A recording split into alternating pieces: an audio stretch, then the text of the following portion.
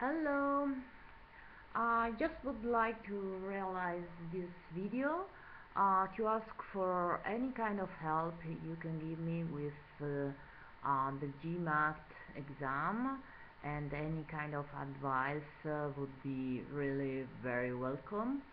And I would like to know um, how I you score with your band results, and yeah, if it's possible to have a chat with you.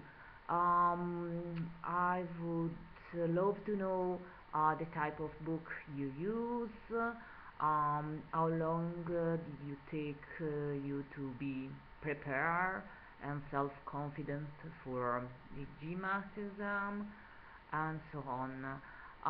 So I'm sorry for my English, and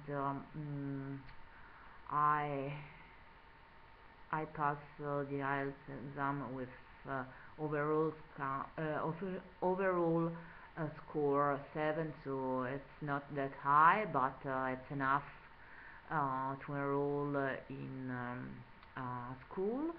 And yeah, in here it's midnight and I'm not in perfect shape, but thanks so much for hearing me.